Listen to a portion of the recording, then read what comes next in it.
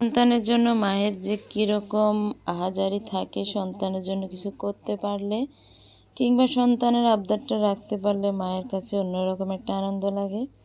সেরকমই একটা আনন্দের বিষয় যেটা শেয়ার করছি আপনাদের সাথে। আসসালামু আলাইকুম। নতুন একটি ভিডিও নিয়ে এসেছি।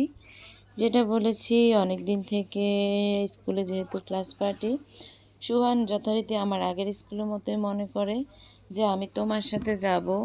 তো ওর বাবা যদিও নিষেধ করছে ওকে নিও না, কিন্তু আমার কাছে কেন জানি আমার ছেলেটার আনন্দটা একটু আমার কাছে বেশি মূল্য দিলাম, যার কারণে ছেলেটাকে নিলাম সাথে।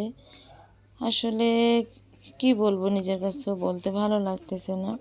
তবে আজকে সারাটা দিনের প্রেক্ষাপটে আমার কাছে এত বেশি মিস করছি আমার সেই প্রাক্তন প্রিয় মানুষগুলোকে, যাদের কথা আমি বললেই নয়, যাদের এক একটা অবদান হয়তোবা আমার এই পরিস্থিতি সারা জীবন থাকবে না, তবে তাদের এই অবদান, তাদের এই ভালোবাসাগুলো আমি সারা জীবন মনে রাখবো।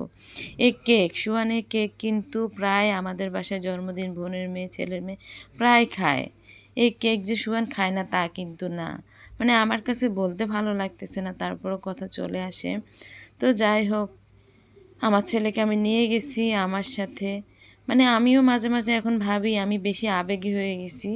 আমার চোখের পানির মূল্যটা এত বেশি কমে গেছে যে আমার কথা বলার আগে চোখের পানি আসে। আরও সেটা যদি হয় নিজের সন্তানের কোনো রকম একটা অবমাননা বা অপমান, সেক্ষেত্রে তো চোখের পানি আসবেই, স্বাভাবিক। একটা মা নিজে না খেয়ে উপাস থাকতে পারে, কিন্তু সন্তান সামান্য খাবারের জন্য বা সামান্য কিছু, এটা মনে কোনো মা সহ্য করতে পারে না। তো সেরকম কিছুই। তো বারবারই আজকে কেন জানি আমার দিদির কথা একটু বেশি মনে পড়তেছে। দিদি যেখানে থাক, ভালো থাক, আমি দোয়া করি। দিদি যেহেতু চিকিৎসা অবস্থান ইন্ডিয়াতে আছে, সবার কাছে বলবো আমার দিদির জন্য দোয়া করবেন।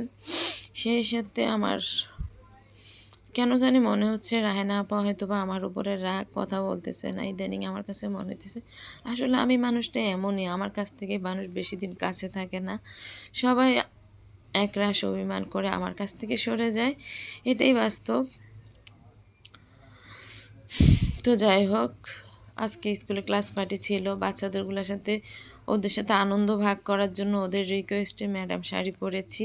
তো আমার আনন্দ কোনো অংশে আমি যে কম করেছি তা কিন্তু না, আমি আমার সর্বোচ্চটা দিয়ে ওদেরকে চেষ্টা করছি আনন্দমুখর একটা পরিবেশ উপহার দেওয়ার জন্য। তবে ছেলেটাকে নিয়ে বেশি খারাপ লাগছে, আমার ছেলেটার আমার না নেওয়াই উচিত ছিল। আজকে এই যে এত সুন্দর নাচ হইতেছে, এত কিছু হইতেছে, এটার মধ্যেও আমার কেন জানি চোখের পানি পড়তেছে। আমার কাছে খুব খারাপ লাগতেছিল, খুব মিস করতেছি। আমার এই বসার অবস্থা দেখে যদি কারো কিছু বোঝার থাকে বুঝে নেবেন। এরপরে সোহানকে খাওয়ালাম। যাই হোক, পথে আসার সময় সিএনজির মধ্যে একটা লোক সোহানকে জড়াই ধরে বলতেছে দাদা ভাইয়া, উনি টঙ্গিতে যাইতেছে ইস্তেমাতে। তো সুহানকে দোয়া করে দিতেছে। সুহান সেই মুহূর্তে আমাকে বলতেছে আম্মু আমি তো দাদার আদরও পাইনি। আমি বলছি দাদা মারা গেছে 2 বছর হলো মাত্র। কেন তুমি এটা বলতেছো? আম্মু আমার কাছে আমার দাদা ভাইয়ের কথা খুব মনে পড়তেছে। এই লোকটাকে ধরে আবার নেমে যাওয়ার সময় দাদাকে সালাম টালাম দিয়ে তুই নামছে। সবাই দোয়া করবেন। আমি অনেক কিছু শেয়ার করতে না চেয়েও হয়তো করে ফেলছি।